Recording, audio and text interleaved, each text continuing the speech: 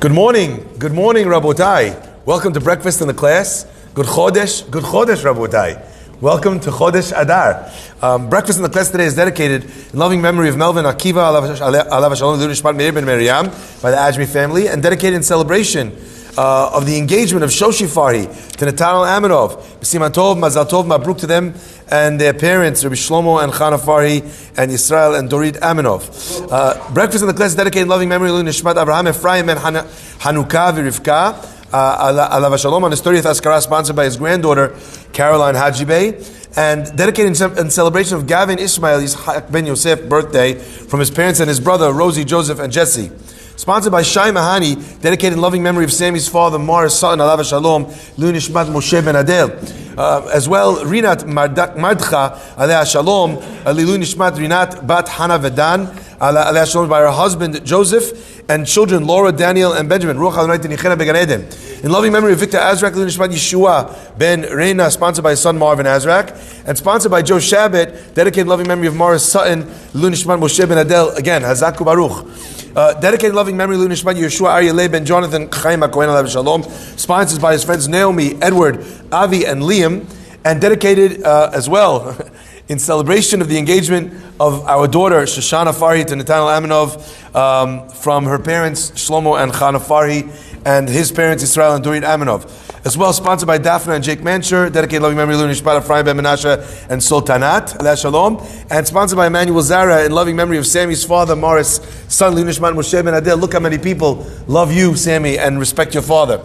Dedicated in loving memory of Nishmat David ben Naima, sponsored by the Aaron family, and sponsored by Edward Sofer in loving memory of his parents, Ray and David Sofer, Nishmatam, David ben Naima and Simcha bat Chana, Alehem Shalom. And last but not least, by the Rosh Chodesh King, who sponsors Rosh Chodesh months and months and months in advance, by Yaakov Shirazi on the occasion of Rosh Chodesh Adar Aleph, for success in everything. Please accept my forgiveness for the length of that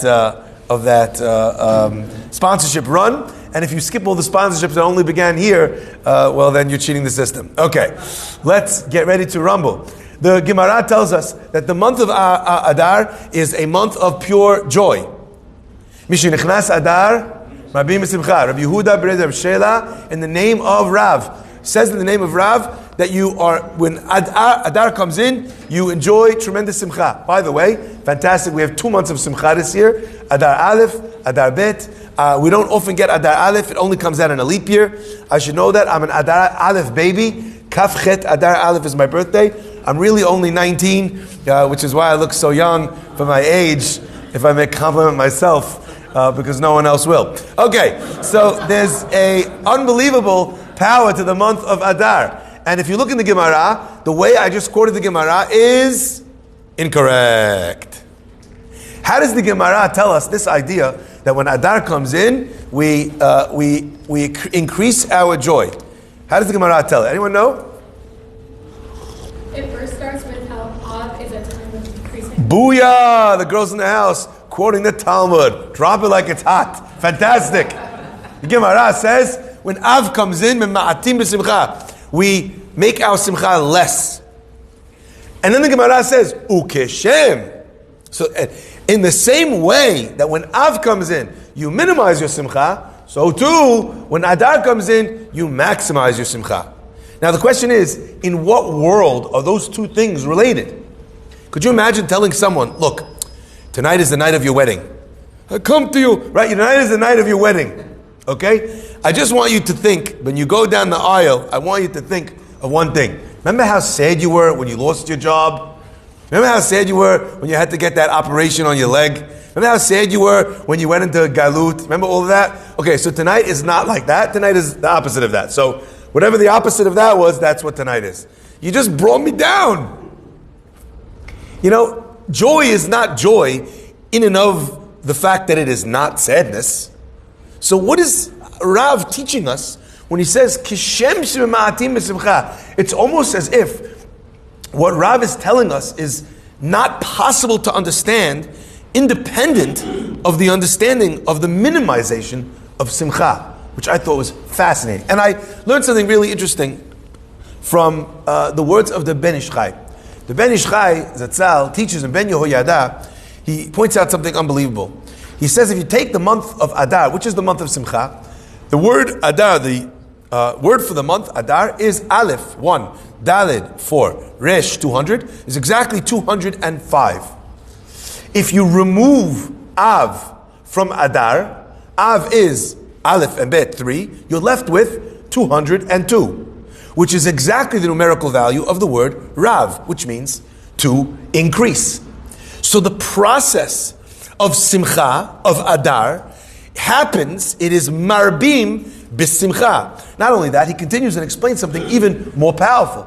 He says that in Av, the reason why we mourn during the month of Av is because, as we know, the Mishnah tells us that there were 5 tragedies that happened in the month of Av. And therefore, Mema'atim B'Simcha, the letters of the word Simcha are exactly the same letters as the word Chamisha. So those 5 things cause a decrease in our happiness in the month of Av. And therefore, in Adar, there are 5 things that cause us to increase our happiness. And he shares with us, the month of Adar has 4 gezerot, because it was decreed upon them the annihilation of men, women, boys, and girls, and ushlalam lavos, and all the spoils to be taken as well in war. So, on the one hand, you have 5 elements of destruction in the month of Av, which are mima'et, and on the other hand, you have 5 elements in the month of Adar, which cause a ribui of simcha, a ribui of those chamisha, of those in celebration of those 5 miracles. Now, I still don't understand what exactly is the correlation between these 2 things. I get that there's 5 and that there's 5. I understand that. I get that you remove Av from Adar and then you're left with Rav. You're left with this concept of a lot. But is this just fancy word games and number games? I want to draw, I think, an interesting line of thought for us together today in the understanding of this concept. In Av, it does not say that a person is not happy. What does it say? Mema'atim b'simcha. In Adar, it does not say that a person is happy. It says that a person, marbim b'simcha, increases. Now, a simple understanding would reveal in this Gemara that what we're learning here is that simcha, there is always simcha in a person's life, including in the month of Av. Because the only thing we have in Av is a mi'ut of simcha. But an obliteration, an absence of simcha, no. Why? Why would we, on this month of mourning, not just completely remove simcha? And the answer is because a person cannot experience life. A person cannot be an eved, a servant of God. They cannot be a productive member of society if there is no simcha. Even though you may have very good reason to minimize simcha, the Torah says, be very careful with turning simcha off.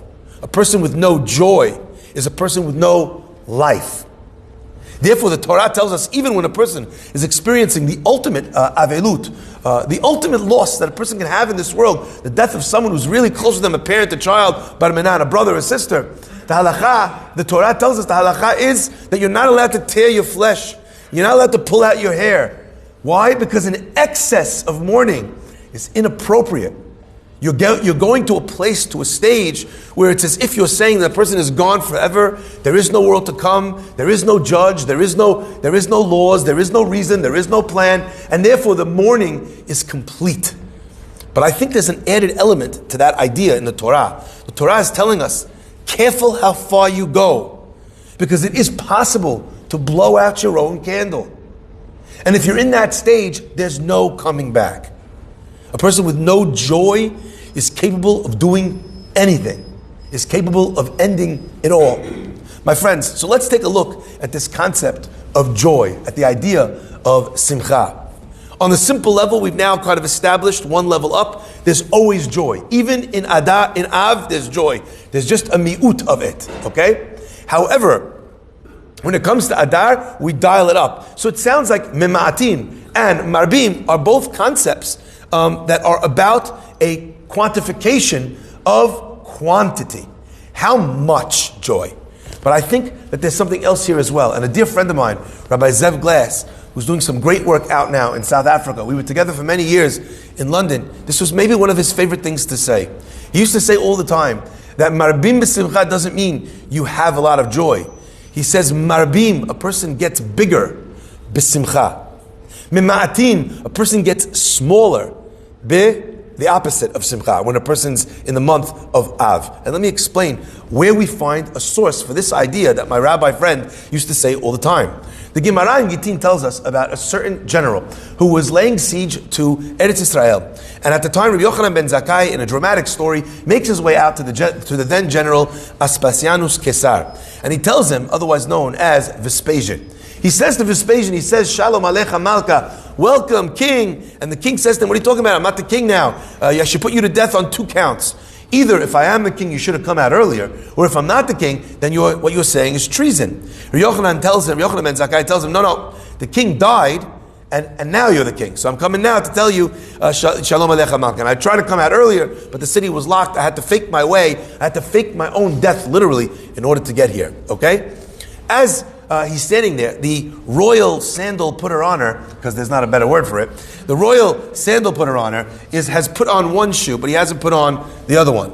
Okay? I'm assuming that the first shoe he put on was a left shoe, because Vespasian was just a goy. Either way, he puts on the left shoe first, and he gets to the right foot, and he tries to put the sandal on, and the sandal does not go on his foot.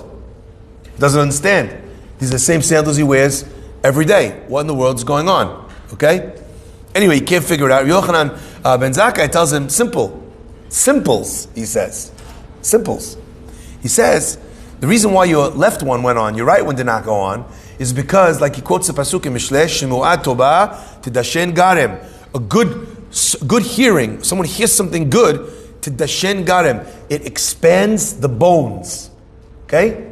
And therefore, you heard good news just now, so your shoe that was already on, you're in, right?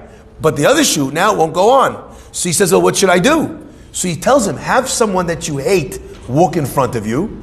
And as soon as the guy you hate walks in front of you, no problem, you'll be fine. So since Vespasian was a Giant fan, they had Tom Brady come, he's that old. He walked past them, he hated the eye guy, and he looked at the guy, and in that moment, his other shoe was able to go onto his foot. A long story for a short point. What we see in that pasuk is Shemu'at Tovah Tidashen Garem, makes the bones expand. This is not some sort of concept on a physical level exclusively, that the person expands in their bones when they hear good news, but rather that good news, or to be said more succinctly, joy is expansive. Criticism, sadness, is restrictive. When a person is very sad, they turn in on themselves. You can see that someone's worried or upset. Their shoulders come in. In extreme cases of trauma or of sadness, a person might even be encouraged to go into the fetal position, right? People who are experiencing severe trauma, a lot of times they curl up in a ball. Part of the reason for that is that on the deepest level of their psyche, they're trying to do a do-over. They're trying to go back to the moment where they were most taken care of, when they were a baby, where they had no worries, where they had no fears, where their food and their shelter, everything was in the hands of someone else. So when I feel helpless, I try and go back to the place in my life where I was at my most helpless and someone was taking care of me. The fetal position is how you were in the womb, where everything was taken care of for you. So the nature of sadness is restriction. That's what the Gemara is hinting to us when it says, "B'shenichnas av mema'atim b'simcha." We restrict. We become smaller. We turn inward. We don't have it within us when we're cynical to offer light or compliments or help to someone else. I can barely take care of myself. I'm going to take care of the other guy. So we restrict. We turn inward. And we turn inward, we can't see anybody else. When it comes to Adar, the exact opposite happens. Marbim, we become larger. So what happens when the person expands their stance? Their chest comes out, their shoulders are squared, they look confident. Immediately it looks like, in fact, that's what they tell you to do when you're faced with a wild animal. You make yourself big. Also when you're in the paint trying to get a rebound. But either way, when you open yourself up like that, it illustrates the person at their most powerful. And when are we at our most powerful? And when are we at our most joyful? When we're fulfilling the mitzvot of the month of Adar, where the mitzvot of the month of Adar incorporate the concept of having a seudah with your friends. Mishloach manot ish l're'ehu, matanot le'evyonim. The joy of a Jew is wrapped around the mitzvot of giving to one another. Why? Because the mitzvot are not only about what you do, they are about what you become. And when you are acting in that outward manner, and when you are giving outward, what happens is, ironically, that situation creates a sense of joy, of fulfillment.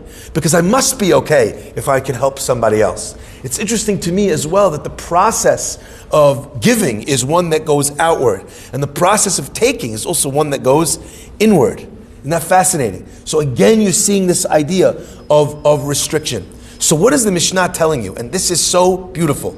The Mishnah, therefore, the Gemara therefore tells you, in Ta'anit al-Chaftet, the Gemara says, you want to know how to give? What does a person do who doesn't know how to be happy? What does a person do who's not in a happy mood? What does a person do? How should they accomplish joy? How do they spark that joy in themselves when they're just not feeling it? What do they do? Sadness and depression are not something that a person works on. Those are things that come naturally. You have to fight them off, actually. Okay? Joy is an avodah. There's work to it. To not just to become joy in tiny moments, but to actually maintain joy in this year for 2 full months. Okay? The answer, my friends, Rav is teaching us something amazing. Actually, kishem shebema'atim b'simcha. It's a mistake. Many people think that their natural state is a state of sadness, of cynicism, of self-centeredness. But what Rav teaches is that in the same way as you can do that naturally in Av, without working on it, in the life of a Jew, simcha is also something that needs to become natural. Again, I can't stress this point enough. It needs to become something that is natural. Many years ago, maybe 2, right? In the recordings, we covered this topic. We talked about the Mishenichnas Adar Marbim Simcha. The word Simcha, as the Ben Ish Chai pointed out, also references Chamisha, 5 elements. 5 elements of sad things take away our Simcha. 5 elements of joy add to our Simcha. But it's not just occasions. If you think about it a little bit deeper, you realize that there was another set of 5, and that is the 5 senses. Our joy or our sadness is brought into our life through the sensory experience of a person's life. And if we have 5, so to speak, sad senses, then we have a sad experience. And if we have 5 happy experiences, then we have a glad experience. Think about the idea that when we smell besamim, what we're doing is triggering one of the senses to have had a positive experience. When you have a candle on Motzei Shabbat, as you go into the darkness of the beginning of a new week, you have that light. The person's eyes are sensing, experiencing light, and associating light with the coming week. So when a person is down in the dumps, what they can realize, says Rav, is that there is a natural pathway and a natural order to restoring joy. And that is to achieve joy on each of the sensory levels that a person has in their life. What does natural joy look like? I'm going to leave you a little bit with this question. I'll give you the breadcrumbs that will take you there.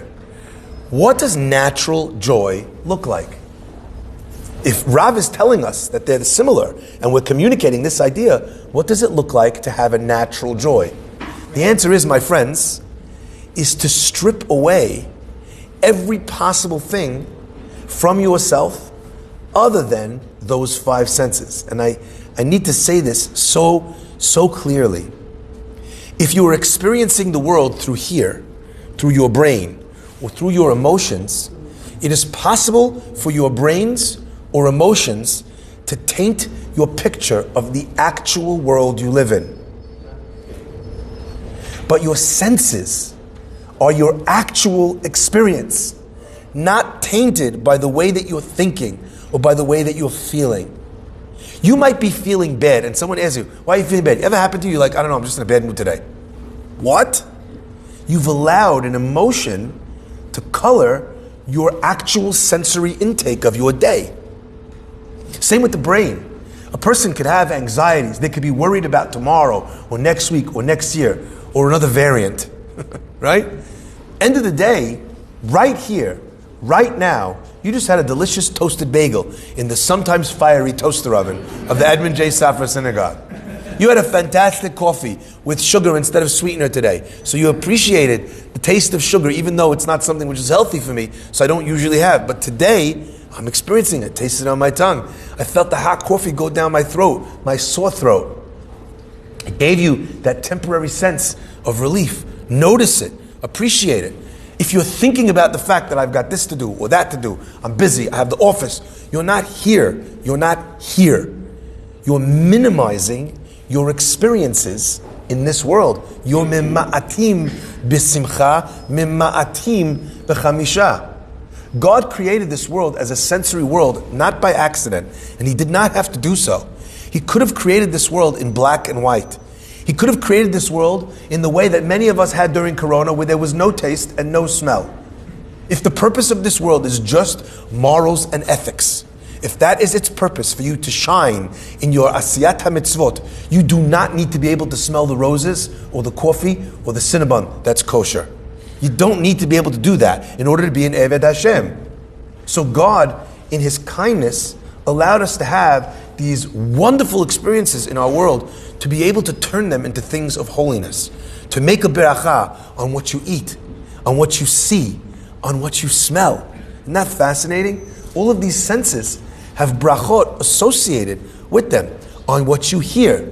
The only thing I was wondering is, what beracha do you have on what you touch? On hearing, you make a beracha on thunder, on the shofar. On sight, you make a beracha on many things that you see, on the ocean, on many Jews in the same place, on a kever, if you're going to a cemetery, on a tremendous Talmid Chacham, on a keshet, lots of berachot that have to do with the sight. On smell, besamim. On on taste, you have all the food. The halacha is, Rabotai, that every beracha that a person makes, they need to hold in their hand. In fact, Chamovadia says that when a person is making a beracha and they're wearing gloves, they should take their gloves off to hold the object they're making a beracha on. Did you know that? Therefore, we find an association as well with the sense of touch. I remember once meeting a fellow who was, unfortunately, he was unable to see, he was blind. And not only was he blind, he was someone who walked with a cane, so he couldn't walk properly. It was very, very difficult for him to live his life. He had some other health issues. He had a problem with his heart. I think it was in general some sort of birth defect that caused like a little bit of a knock-on effect with him. So I asked him once, I don't understand. You have all these things counting against you. You're blind. You can't walk properly. You have issues with your heart. It's very difficult, experience of life. But I never see you without a smile. You're always happy. How are you always happy when you have all these things holding you back? And he just smiled. And he said the most profound thing in the world. He said, what do you want me to be, Rabbi? Blind, a heart difficulty, lame, and sad? Yeah, I was like, wow, what beautifully said. He's like, I have all these things.